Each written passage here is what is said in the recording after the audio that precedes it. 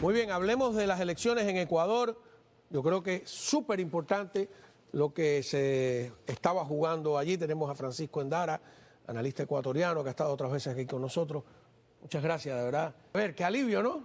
Creo que sí, es un alivio para todos los ecuatorianos. Ayer incluso se vio pues carros en las calles, caravanas, en Quito al menos, la zona donde siempre se han reunido las personas que no son correístas, que es la parte de las Shiris, que es muy conocido, estuvo lleno, totalmente lleno, porque la gente pasó en una tensión la última semana al menos, ¿no? Incluyendo el tema del riesgo país, los inversionistas, todo eso, el riesgo país del Ecuador subió de una manera bastante preocupante al verse que había esta opción de que el Ecuador regrese con la candidata del chavismo, porque eso es lo que es esta señora, es una títere del chavismo, que el Ecuador regrese a ese grupo de países relacionados con el chavismo, con el castrochavismo.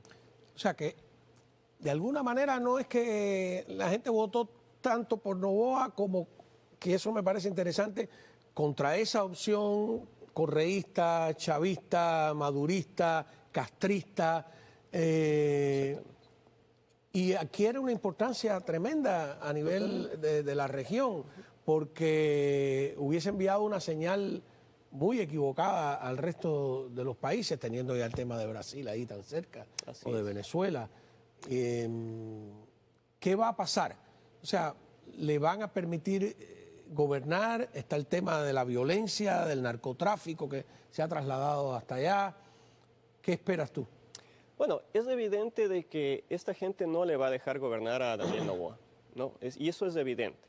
Hay que entender una cosa, que el Ecuador en este momento lo que está es en un tema de transición, está en una época de transición. Esta época de transición la inició obviamente Lenín Moreno, que fue el que se desmarcó del correísmo, que es este castrochavismo, sin ni siquiera Guillermo Lasso tenía claras las cosas de qué era lo que estaba enfrentando. Esa es la razón por la que Guillermo Lasso tuvo que enfrentar 2 o 3 movilizaciones violentas, porque fueron violentas estas movilizaciones, y finalmente Guillermo Lasso tuvo que interrumpir su mandato. Entonces ahí es donde viene el asesinato de Fernando Villavicencio y viene ahora Daniel Noboa. Ahora, ¿qué es lo que esta gente ha usado siempre? Ha usado la violencia. Todas las pruebas apuntan de que el asesinato de Fernando Villavicencio, por ejemplo, que era el más opcionado a ganar la presidencia en ese momento, es político. Justamente porque Fernando Villavicencio tenía muy claro cómo funciona este tema del socialismo del siglo XXI, cómo están trabajando, cómo se están moviendo, y esa fue la situación de que Villavicencio incluso estuvo en Colombia, eso hay que recordar, y en Colombia él hizo algunas declaraciones en las que él afirmaba tener documentos de cómo el narco habría penetrado el tema político en Colombia, la campaña política en Colombia, y también tendría relaciones con Ecuador.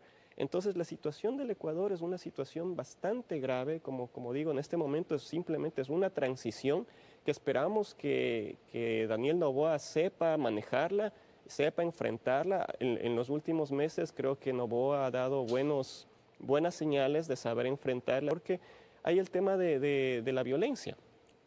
Cuando empieza a tener problemas, porque todo está relacionado con el tema político, ¿no? Es una sincronización bastante interesante. Cuando empiezan, por ejemplo, los casos como Metástasis, que es un caso que se investiga cómo el narcotráfico puso básicamente el presidente del Consejo de la Judicatura, que hoy está preso. Eso investiga el caso Metástasis. Entonces, cuando se empieza a revelar todo eso, se empieza el Ecuador a dar cuenta cómo la política estaba básicamente tomada por delincuentes.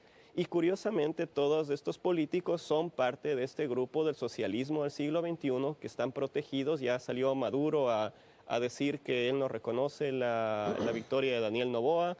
Ya salió Claudia Sheinbaum a decir que bueno, que ella hay que esperar, que hay que contar. esperar. Bueno, pero la propia candidata correísta tampoco admite los resultados. Veamos. Quiero ser muy clara y enfática. La Revolución Ciudadana siempre ha reconocido una derrota en las últimas elecciones, cuando así lo han demostrado las encuestas, el tracking, las estadísticas. Hoy no reconocemos los resultados. Pero ¿por qué si los resultados son, los márgenes son amplísimos, ¿no? ¿Por cuánto ganó Noboa? Noboa ganó con el 11% más o menos de diferencia, 11 puntos de diferencia. Noboa logró en esta segunda vuelta un 55 y Luisa un 44, ¿no? Pero ¿qué es lo que pasa aquí? Hay un tema bastante curioso y que yo creo que se tiene que investigar y Noboa debe investigarlo, es en el sentido de que en la primera vuelta, curiosamente, la diferencia fue muy poca, ¿no? Pero ahí fue algo raro que todas las encuestadoras serias, no las de ellos, porque ellos tienen sus propias encuestadoras que siempre les dicen que ganan y ya sabemos cuáles son, ¿no? En esas encuestadoras ellos nunca pierden, pero yo hablo de las encuestadoras serias. En la primera vuelta daban ya una diferencia de 10 puntos entre los dos candidatos, dándole la victoria a Noboa. Eso en la primera vuelta. Entonces algo pasó en la primera vuelta, ¿sí? Se sospecha que puede ser algún tipo de fraude que hizo esta gente. Y en la segunda vuelta, como ya se enviaron más de 56,000 policías a custodiar justamente las Urnas, ¿no? y situación que ya vio que algo pasó en la primera vuelta. Se mandaron 40,000 militares. O sea, Noboa hizo un esfuerzo bastante grande porque ya se dan cuenta que algo estaba pasando con las urnas y cómo se transportaban los votos. Lo que tú mencionas de que demuestra cómo hay un vínculo completo, ¿no?, entre toda la izquierda carnívora latinoamericana, son las declaraciones de la presidenta de México, veamos. Sí, pues vamos a esperar. Luisa, la candidata, ya no reconoce el triunfo de Noboa, entonces vamos a esperar. Pero reconoce a Maduro. Te indica, es una conspiración continental. Ahora yo me pregunto, con una presencia como nunca en la diplomacia norteamericana, en el Departamento de Estado, Marco Rubio, Mauricio Claver Carone, estábamos viendo hoy Kevin Marino Cabrera, que va como embajador de Panamá, tenemos otro embajador hispano en Argentina, otro en España. ¿Qué debería hacer la diplomacia norteamericana? ¿Tú crees que se sienta esa fuerza o se van a burlar de nuevo de Estados Unidos? Yo espero que ahora sí los Estados Unidos retome una política de Estado en general. Hacia América Latina, ¿no? Exacto, no por un tema partidista, sino una política de Estado hacia América Latina, porque Estados Unidos incluso tiene que hacia comprender... Hispanoamérica, porque España es otra que bien baila con el Partido Socialista Obrero Español ahí. Sí, totalmente. Pero Estados Unidos tiene que comprender que todo este sistema de dictaduras que les han dejado flotar desde el año 2000, porque están ahí navegando con toda la libertad, son una amenaza para los Estados Unidos. ¿Quiénes son los países que han agredido a Estados Unidos con la migración? Las caravanas se organizaron desde Cuba a Nicaragua, desde Ecuador. Exactamente. Salían, los cubanos viajaban a Ecuador, venían atravesando todo el continente, pasaban por el Darién. Claro, pero y en esas caravanas que usted menciona, iban también metidos delincuentes. Tanto así que Maduro cínicamente alguna vez dijo, usted se recuerda que dijo que la espada de Bolívar camina por América Latina, justamente refiriéndose a grupos que son delincuentes y van a distintos países a crear caos. Y esto se descubrió ya desde el año 2019, más o menos, con Lenín Moreno en el Ecuador. Muchos de los grupos que generaban caos y que generan violencia en el Ecuador son estos grupos grupos criminales. Porque tú acabas de dar en el clavo, y yo quiero que el público atienda a esto, porque Estados Unidos no es el único que tiene problemas con la inmigración ilegal o con la invasión migratoria. Ustedes en Ecuador han tenido una invasión migratoria que se traduce incluso en choques de pandillas en las calles. ¿Cómo han vivido eso? No, el país está bajo ataque, que es algo que vengo diciendo desde hace varios años, porque hay principalmente grupos criminales de Colombia y de Venezuela. Son los principales grupos. Hubo una invasión cubana también allí. El tema de la invasión cubana más se da por el tema de inteligencia y la intromisión en ciertos sectores de gobierno, que eso también está muy definido con el cuento por ejemplo, con Correa, que tenía el tema de las brigadas médicas, y el cuento de siempre con Cuba, ¿no? Pero además, por ejemplo, Correa en una época gente en la frontera a cedular personas que no se sabía ni de dónde venían. ¿Sí? Y eso no tenía ningún control, y eso basado en la Constitución que Correa propuso.